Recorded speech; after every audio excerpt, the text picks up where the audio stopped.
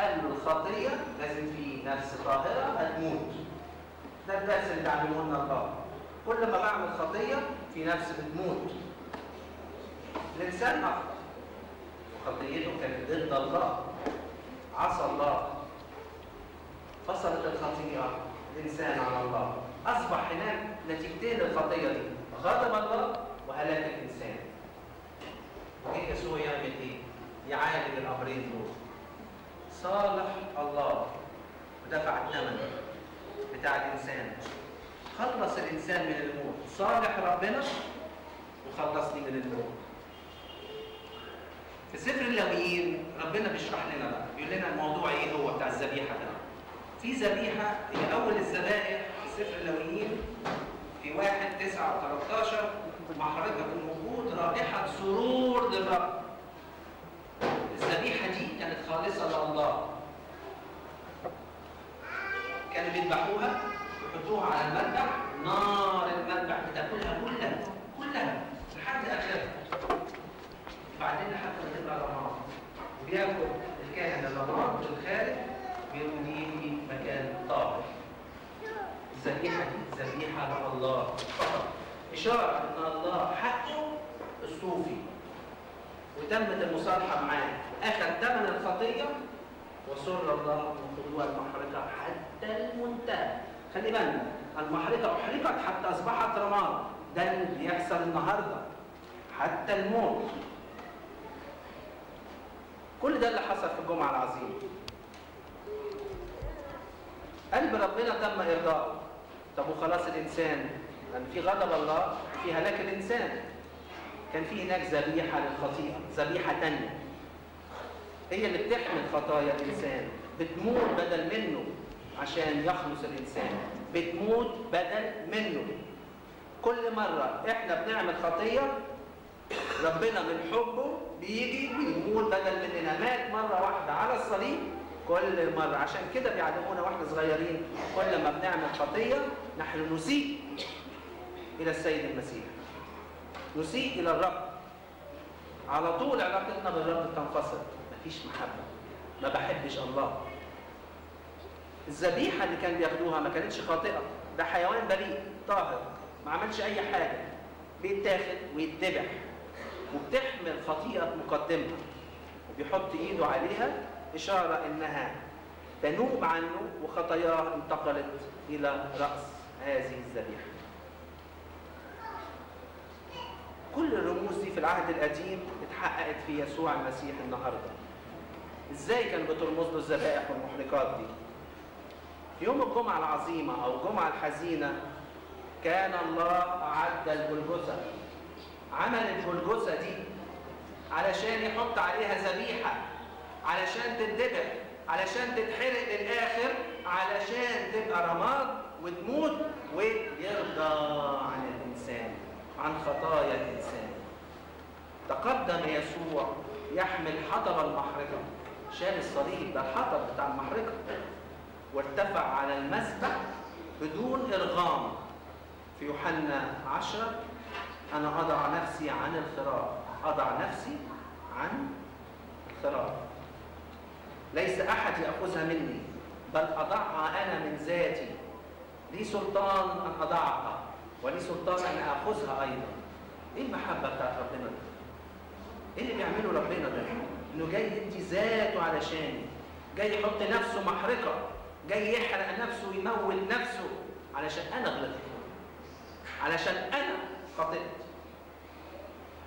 تقدم السيد المسيح وصعد على مسبح المحرقة من ذاته واتقدت النار.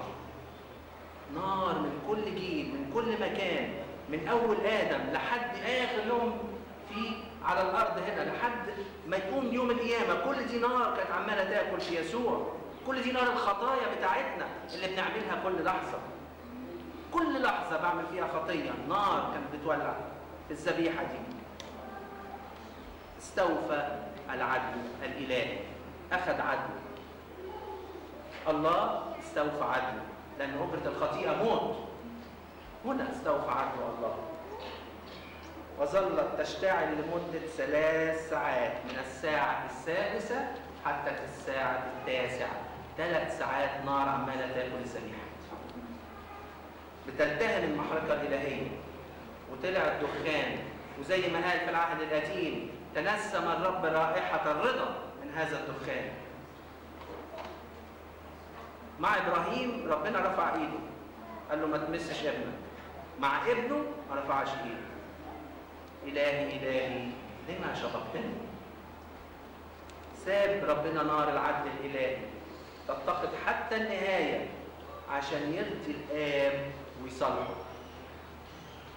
وبعدين ثواني قبل ما تتحول المحرقة دي لرماد، قالت الذبيحة للآب قد أكمل، كل شيء تم.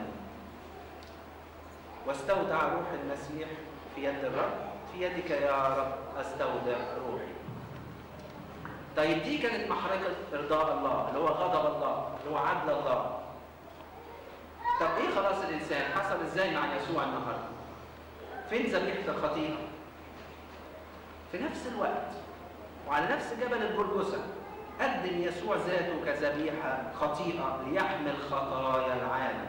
هو ذات حمل الله الحامل خطايا العالم، حامل خطايا العالم، كل العالم، في الماضي، في الحاضر، في المستقبل، الوقت المعاصر، كل الخطايا بتاعة العالم شالها يسوع على الصليب لما اتصلب. كل الخطايا، كل الخطايا اللي ممكن تتخيلها، أي حاجة أنت عملتها وبتعملها واللي هيعملوها الأجيال لحد كل ده، واللي عملها آدم، كله شاله يسوع وهو على الصليب. شاله في ذاته، شاله علشان إحنا نحيا، شاله علشان يكون لنا حياة. المفروض إحنا كلنا ميتين دلوقتي، أجرة خطية موت، كل العالم ميت. ميت إيه؟ ميت روحيا. العالم بدون يسوع ميت روحيا. كل من يؤمن ويتوب ربنا يقبل نفسه علشانه. في يوم الجمعة العظيمة كان يسوع في قمة الحب وقمة البذل، محبته بلغت عمق الأعماق وأعلى القمم.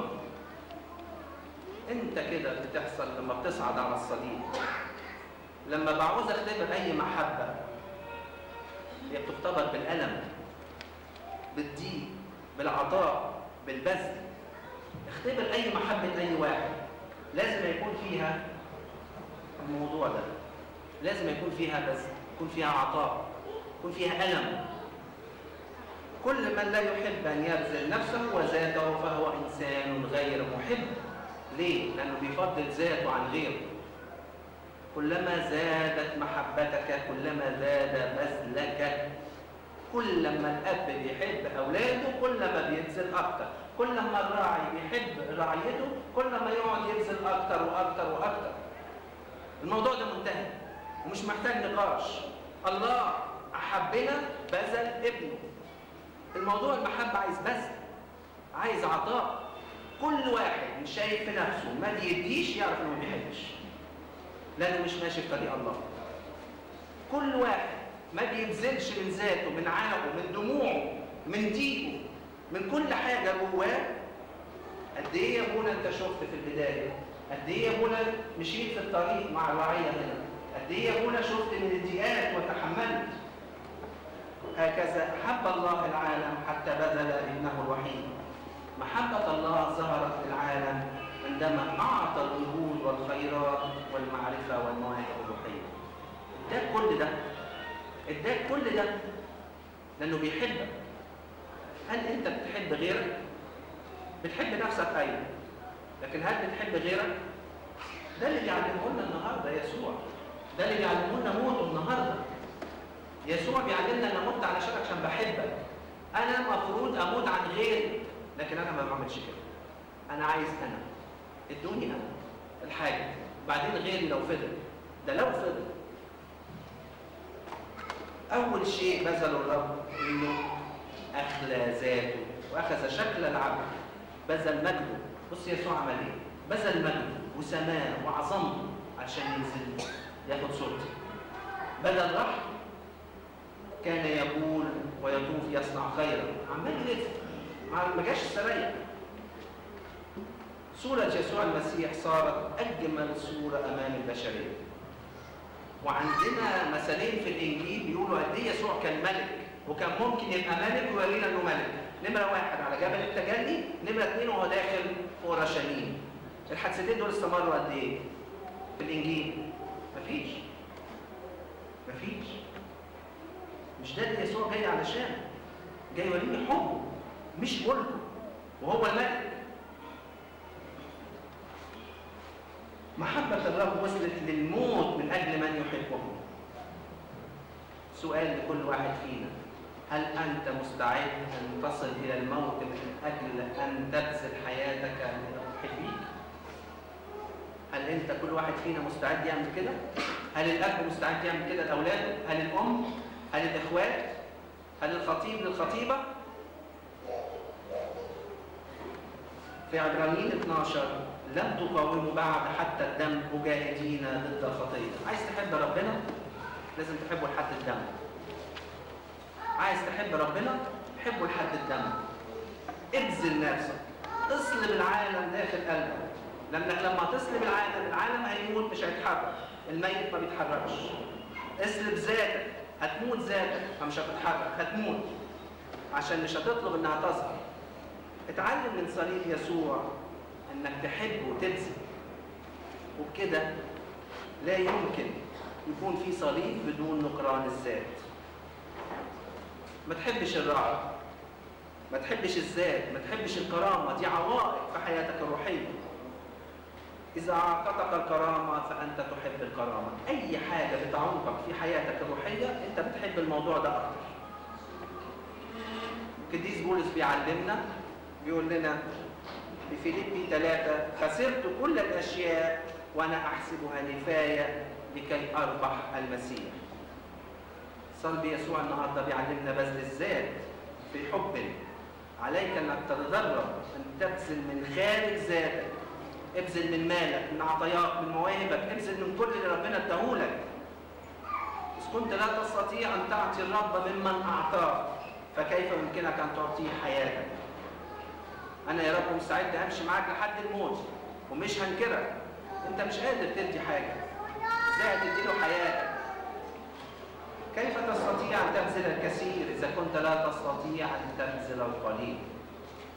لانه يسوع النهارده اللي احنا شايفينه واللي احنا هنمشي وراه دلوقتي بذل الكل، بذل المجد، بذل الراحه، عاش بلا لقب ولا مركز رسمي، بلا مال، ما كانش عنده مرتب يعيش منه، ما كانش عنده مرتب يعيش منه.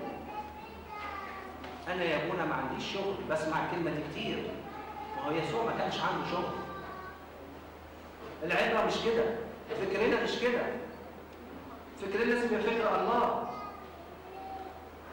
بذل حياته فداء عن حياه العالم لكي نحيا نحن بموته. لقد كان يسوع يعطي باستمرار قبل ان يعطي ذاته على الصليب، وصار الى الجلجثه ليقدم ذاته ذبيحه حيه.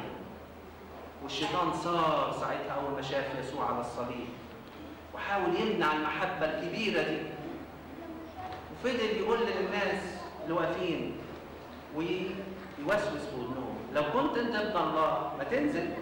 طب مش خلصت تانيين؟ طب ما تخلصنا وخلص نفسك.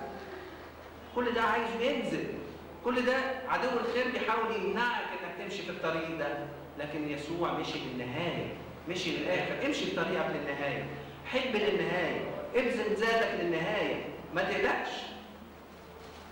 لكن محبه الله كانت اقوى من اي محاوله.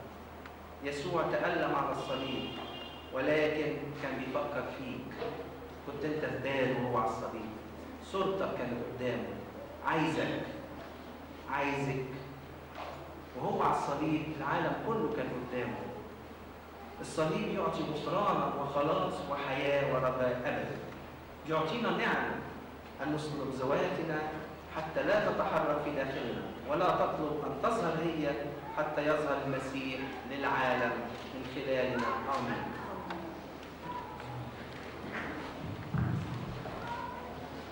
بفكركم بكره الصبح الساعه 9 صباحا قداس سبت النور، والساعه 10 مساء قداس القيامه. بقالنا اسبوع في اسبوع الالام.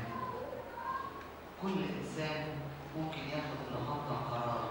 النهارده في ايدك، اللحظه دي في ايدك، اللحظه اللي هي مش بتاعتك.